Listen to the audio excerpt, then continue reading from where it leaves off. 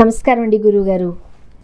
వాగర్థావివ సంపృక్తౌ వాగర్థ ప్రతిపత్తయే జగతః పితరౌ వందే పార్వతీ పరమేశ్వరౌ.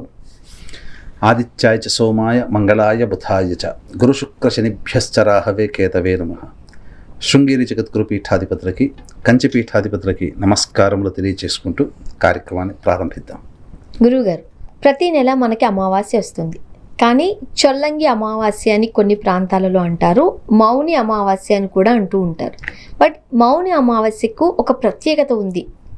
ఏంటండి ఆ ప్రత్యేకత, విశిష్టత ఏంటి?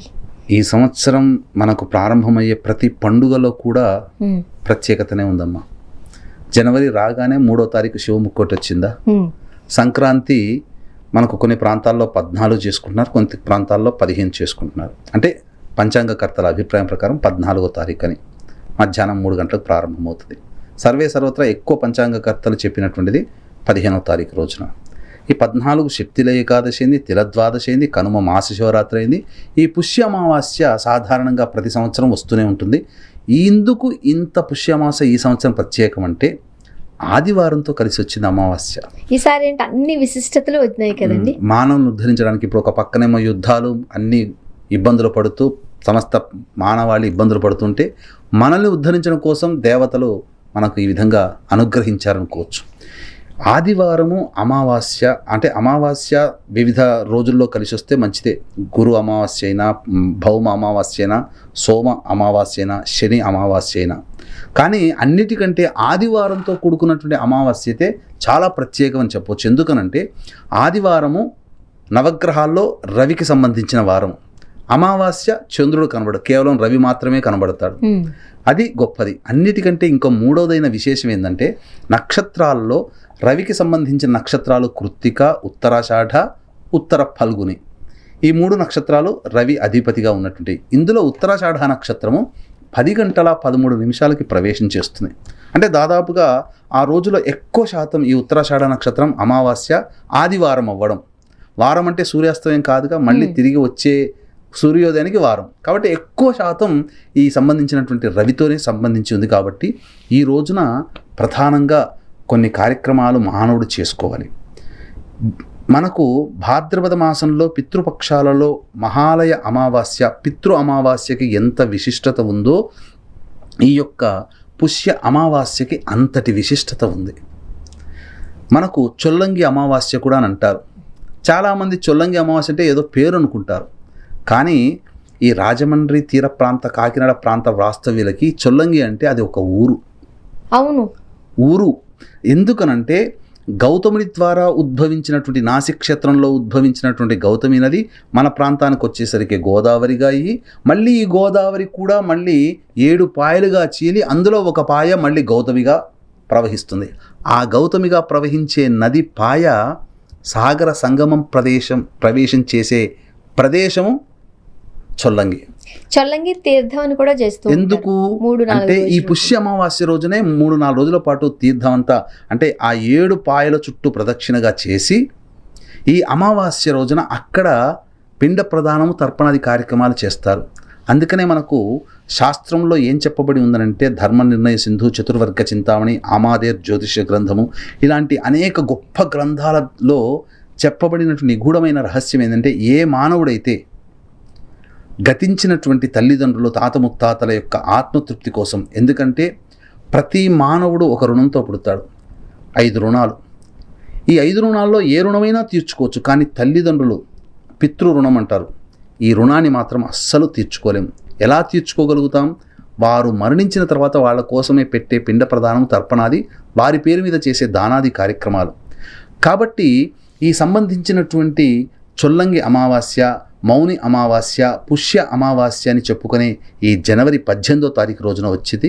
ఈ రోజున విధిగా ప్రతి మానవుడు కూడా నది దగ్గరనైనా, సముద్రం దగ్గరనైనా, చెరువు గట్టు దగ్గరనైనా, బావి దగ్గరనైనా, ఇంట్లోనైనా, ఏదైనా ఒక మంచి ప్రదేశంలోనైనా ఈ రోజున ఖచ్చితముగా ప్రతి మానవుడు పిండ ప్రదానము గతించిన వారి కోసం చేయాలి. తర్పణాది కార్యక్రమాలు, వస్త్రదానం చేయాలి. ఎందుకనంటే పితృదేవతలు అనుగ్రహిస్తేనే మనకు అన్ని భోగభాగ్యాలము. మనం అందరం అనుకుంటాము ఈ పూజ చేశాము, ఈ అభిషేకం చేశాము, ఈ హోమం చేశాము, చండీ హోమం చేసుకున్నాము, ఇలా అని గొప్ప గొప్పగా చెప్పుకొని ఆ దేవతల వల్ల మనకు వచ్చిందని అనుకుంటుంటాం, మనకు పొందగలిగే అనుగ్రహం. కానీ దేవతలు కాదు. మనం ఏ పూజ చేసినా ఆ పూజా ఫలితం అగ్నిదేవుడి ద్వారా ఆ దేవతకి వెళ్తుంది. ఆ దేవత వరాలు కాదు, ఆ దేవత ఏం చేస్తుంది, పితృలోకానికి పంపిస్తుంది ఆ ఫలితం. ఆ పితృలోకంలో మన వాళ్ళు ఉంటారు. ఒరే మీ కుటుంబంలో ఫలానా కోరిక కోరి వాళ్ళు చేస్తున్నారు, నీకు నచ్చితే నువ్వు వాళ్ళకి ప్రసాదించోనంటే, బ్రతికుండంగా నా తాత, నా కొడుకు, నా మనవడు, నా బిడ్డ ఇవి గతించిన తర్వాత వాళ్ళకి ఒక్కటే, నా సంతానము ఈ భూమి మీద ఉండి వాళ్ళు ధర్మకార్యాలు చేస్తున్నారా లేదా, ధర్మకార్యాలు చేస్తుంటే పితృదేవతలు అనుగ్రహించి ఇస్తారు. అందుకనే విధి విధానంగా శాస్త్రీయబద్ధముగా ఎప్పుడు కూడా పితృరుణం తీర్చుకునే కుటుంబాలలో అసలు ఏమాత్రం కూడా అలజడులు, ఇబ్బందులు అనేటువంటివి రావు రావు రావు. మనం 5,000 నోట్లోకి పోతున్నాయి, మనం ఆనందంగా జీవిస్తున్నాం, పిల్లా పాపలతో భోగ భాగ్యాలు అనుభవిస్తున్నాం. మన పిల్లలు ఇలా బీటెక్ ఇలా చదువుకోగానే ₹1,00,000 ప్యాకేజీ, 90 లక్షల ప్యాకేజీ, కోట్ల ప్యాకేజీ ఎందుకు వస్తున్నాయి? వాళ్ళ గొప్పతనం ఉండవచ్చుగాక, ఆ గొప్పతనం కావాలన్నా పితృదేవతల అనుగ్రహమే కావాలి. అందుకని ఇవన్నీ కూడా వంశాన్ని ఉద్ధరించాలన్నా పితృదేవతల అనుగ్రహంతోనే కొడుకులు పుడతారు. కాబట్టి ఇవన్నీ కూడా ప్రతి మానవుడు పితృదేవతల అనుగ్రహం కోసం ప్రతి అమావాస్య రోజున చెయ్యాలి. విశేషంగా పితృ అమావాస్య, మహాలయ పక్షంలో వచ్చే అమావాస్య ఈ పుష్య అమావాస్యకి చేయాలి. ఎందుకు చెప్తున్నానంటేనమ్మా, నవగ్రహాలలో పగలు జన్మించినటువంటి వాళ్ళకి పితృకారకుడు రవి అయితే, రాత్రి జన్మించినటువంటి వాళ్ళకి పితృకారకుడు శని భగవానుడు. కాబట్టి ఈ యొక్క రవి శనులు కలిసి ఒకే రాశిలో ఉండేటువంటి సమయం పితృ అమావాస్య. కాబట్టి ఈ పితృ అమావాస్య అంతటి విశేషమైనటువంటిది.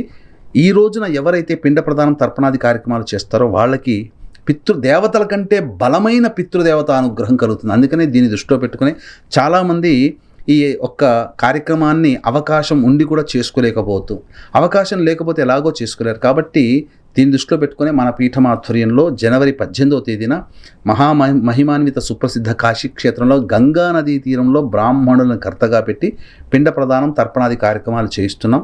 అవకాశం ఉంటే ఈ కార్యక్రమంలో నమోదు చేసుకోవచ్చు. గోత్రనామాదులు, వీడియోలు కూడా పంపించడం జరుగుతుంది. అలాగే సాయంకాలం ప్రదోషకాల సమయంలో అనగా నిశీ సమయంలో దేవతాశక్తి మేల్కుంటుంది ఈ అమావాస్య రోజున.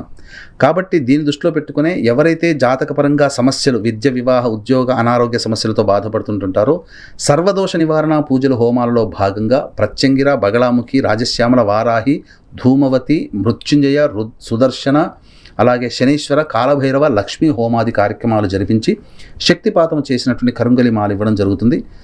ప్రధానంగా శని భగవానుడి యొక్క దోషము మేష, మిథున, కర్కాటక, సింహ, కన్య, వృశ్చిక, ధనస్సు, కుంభ, మీన రాశిలో జన్మించిన వారికి ఉంటుంది. కాబట్టి ఈ రాశిలో జన్మించిన వారు, ఈ సమస్యలతో జన్మించిన వాళ్ళు 18వ తారీఖు సాయంకాలం 6 గంటల లోపల గోత్రనామాదులు నమోదు చేసుకోవచ్చు.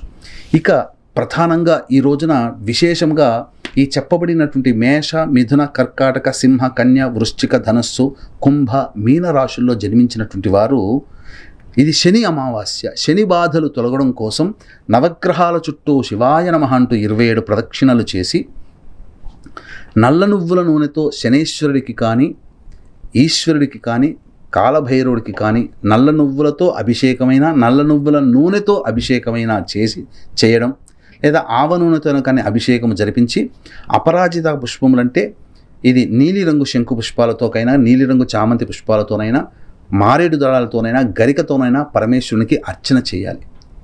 ఈ విధంగా చేస్తే సమస్తమైనటువంటి శని బాధలు తొలగిపోతాయి. అంతేకాకుండా ఈ రోజున మనస్సులో ఒక సంకల్పం నెరవేరాలని ప్రతి మానవుడికి ఉంటుంది. ఈ కోరిక నెరవేరాలి. ఈ సంవత్సరంలో 2026 సంవత్సరంలో నేను అనుకున్న పని నెరవేర్చుకోవాలి, నా కన్న కలలు నిజమవ్వాలని ప్రతి వ్యక్తికి ఉంటాయి కదా. ఆ కళ నిజం చేసుకోవాలంటే మీ యొక్క కళని ఎవరితో పంచుకోకుండా, సాక్షాత్తు ఎవరికి ఏ నర మానవుడితోనైనా కానీ పంచుకోకుండా ఉండి ఆ పరమేశ్వరునికి ఆ సంకల్పం చెప్పుకొని చక్కగా మీరు అనగా వీక్షించేటువంటి ప్రేక్షకులు దేవాలయం, శివాలయానికి చేరుకొని నవగ్రహాల చుట్టూ శివాయ నమః అంటూ 27 ప్రదక్షిణలు చేసి ఆ పరమేశ్వరుడికి శుద్ధమైనటువంటి ఆవు నేతితో కానీ, ఆవ నూనెతో కానీ, నల్ల నువ్వుల నూనెతో కానీ అభిషేకము జరిపించి అర్చన చేసి పరమేశ్వరుడికి నమస్కారం చేసి ఆ విధంగా ఈ యొక్క సంబంధించిన అమావాస్య రోజున చేసి ఈ మాఘమాసము పౌర్ణమి వరకు ప్రతిరోజు శివాలయ సందర్శనం చేసి ప్రతిరోజు శివాష్టోత్తరము కానీ, శివ అష్టకము కానీ ఎవరైతే పఠిస్తూ రోజుకి 3 సార్లు పఠిస్తుంటారో వాళ్ళకి ఉగాది లోపల వాళ్ళ సంకల్పం నెరవేరే సూచనలు కనిపిస్తాయమ్మా, ఇందులో సందేహమే లేదు. కాకపోతే నన్ను అడగండి, ఇది పరమేశ్వరుడే చెప్పినటువంటిది. ఈ యొక్క కార్యక్రమంలో ఇది పరమేశ్వర ప్రేరితమే, పరమేశ్వరానుగ్రహం వల్లనే ఈ వీడియో వాళ్ళకి ఈహాభక్తి ద్వారా వీడియోకి ప్రేక్షకులకి చేరుతుందేమో. అందుకని పరమేశ్వరుడి యొక్క అనుగ్రహం, ఎందుకనంటే ఈ యొక్క పనిలో పరమేశ్వరుడు వీక్షించేటువంటి ఈ కార్యక్రమాన్ని చేసే భక్తులు తప్ప ఇంకెవరూ లేరు కదా. అవును. ఇంకెవరు లేనప్పుడు ఎవరు చేయాల్సిన బాధ్యత ఎవరిది? మన బాధ్యత మనం చేసాం, అభిషేకం పూజ నిర్వర్తించి ఆ బాధ్యత నెరవేర్చాల్సింది వేరే వాళ్ళకి చెప్తే వాళ్ళు చేయాలేమో, ఎందుకంటే మధ్యలో ఒక మనిషి దూరుతాడు కాబట్టి. నువ్వు ఎవరికీ చెప్పకుండా పరమేశ్వరుడికి చేసావు కాబట్టి ఆ పరమేశ్వరుడే దగ్గరుండి ఇక తప్పదురు అనుకుంటూ మన కోరికను నెరవేరుస్తాడు. ఇందులో ఉన్న అంతరార్థం ఇది. గురువుగారు, ఎవ్వరూ చెప్పని నిగూఢమైన సత్యాలను ఎప్పటికప్పుడు మీరు తెలియజేస్తూనే ఉంటారు. ముఖ్యంగా మౌని అమావాస్య విశిష్టత, ఆ రోజు ఏం చేయాలి, చాలా వివరంగా తెలియజేశారు. ధన్యవాదాలండి.